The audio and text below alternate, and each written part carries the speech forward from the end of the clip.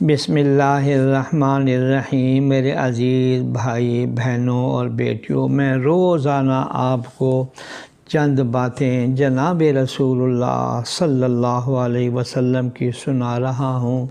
آج میں آپ کو ایک روایت سناتا ہوں کہ نبی کریم سرور دو عالم صلی اللہ علیہ وسلم نے فرمایا کہ جب مؤذن کی اذان سنو تو جو مؤذن کہے وہ تم بھی کہو، اور پھر اس کے بعد مجھ پر درود شریف پڑھو، اور پھر اس کے بعد جس نے میرے اوپر درود پڑھا تو اللہ تعالیٰ اس پر 10 رحمتیں نازل فرماتا ہے۔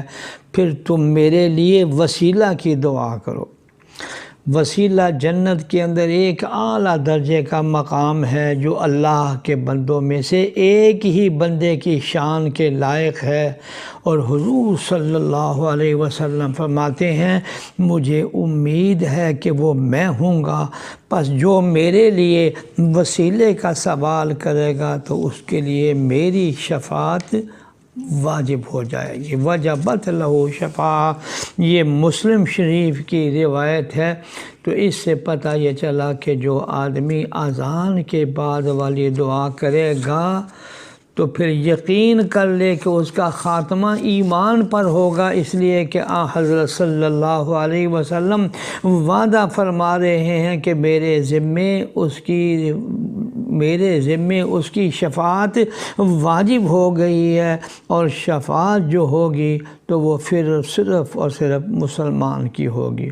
لہذا یہ دعا ہر مسلمان کو وسیلے کی دعا پڑھنے پر یہ جو شفاعت کا اور جنت کے واجب ہونے کا جو ذکر ہو رہا ہے یہ انتہائی مفید ہے۔ اور اس میں اس کے بعد درود شریف کا جو ذکر کیا گیا، کوئی سا بھی درود شریف پڑھ لیں، لیکن اگر نماز والا درود شریف پڑھ لیں گے تو بہت ہی زیادہ مؤثر ہوگا۔ مجھے میرے شیخ ڈاکٹر عبدالحی عارفی رحمۃ اللہ علیہ کے ایک جملہ یاد آیا۔ فرمانے لگے جب حضرت صلی اللہ علیہ وسلم نے اپنے لیے اذان کے بعد ایک دعا کا انتخاب کیا ہے تو اس سے پتہ یہ چلتا ہے کہ یہ قبولیت دعا کی گھڑی ہے، جس کے بارے میں خود حضرت صلی اللہ علیہ وسلم فرما رہے ہیں۔ تو میرے شیخ فرمانے لگے یہ دعا پڑھنے کے بعد چپکے سے اپنی دعائیں بھی پیچھے مانگ لیا کرو کہ اس دعا کے صدقے میں اللہ ہماری دعاؤں کو بھی قبول فرما لیں گے۔